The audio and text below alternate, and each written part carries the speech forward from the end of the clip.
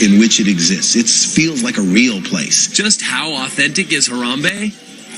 When we first opened the park, we had people coming from Africa to work in the village of Harambe, and I remember one young lady telling me she was very worried that she would be very homesick.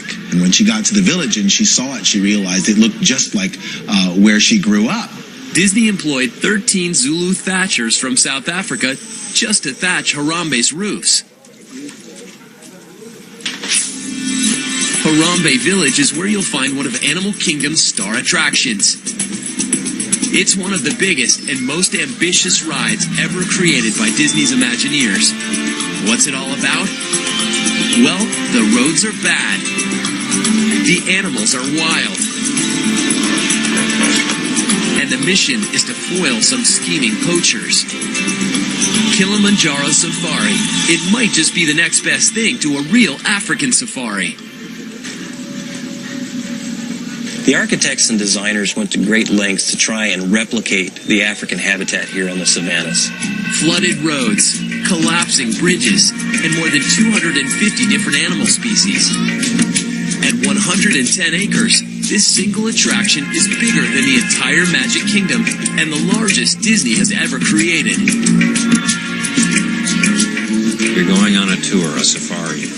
We wanted to go through numerous different environments because that's the type of animals we wanted to have out there to get a real broad feeling that you have been to East Africa. So you start out in a river area with forests, and that's where we have our forest animals. You then descend into a river, which you see numerous rivers in Africa, and sometimes there's a bridge, and sometimes you just drive through the water, and that's what's fun about traveling through Africa. So we did that exact thing. We drive through a river that actually has hippos in it.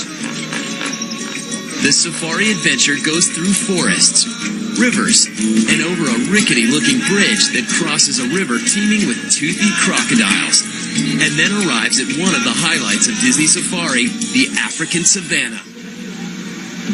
And we actually elevated the ground by 30 feet to get to a point where you could have a distant vista of the savanna, which is, 50 acres in itself. Disney wanted the savanna to be as authentic as possible, so the Imagineers looked to Mother Nature for inspiration. The other thing that we really tried to do in this park is actually have the animals mixed together. We want them to appear to be herds of animals intermingling with each other, just as they do in nature. And it looks like they've already got some power library. My favorite animal was the zebra. Bringing the plains of Africa to Central Florida was no easy feat. We knew that the Kilimanjaro Safari's ride, being 100 acres in itself, was going to take up a large chunk of that property. Making a safari where all the animals appear to live together posed a unique challenge. Many of these animals are hungry predators. The exhibit is situated so that the guests can't see the moat separating them from the lion. There's an 18-foot deep, 21-foot wide moat that maintains the lion separate from the rest of the animals here on the savannas. There's also camouflaged fences, impassable bridges, and cattle guards. The Imagineers don't want visitors to see these secret barriers, but they do want them to see the animals. The elevation off the ride path when you're in the safari truck was very carefully determined and used so that we could figure out what you would be seeing and what you were not supposed to be seeing. The safari truck drives right through this river full of hot-blooded hippos, but they can't come near the vehicle. In the hippopotamus exhibit, we have concrete wings that jet out into the pool that keep the hippo back away from the edge and don't give them any footing so they can actually climb out. With so much space to roam freely, how is the wildlife kept in view?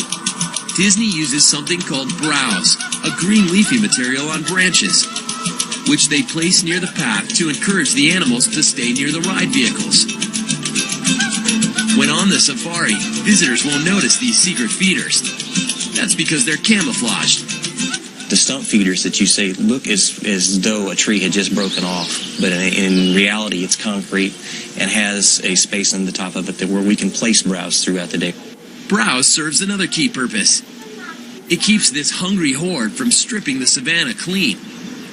It also helps the gardeners who already work 24 hours a day potting, planting,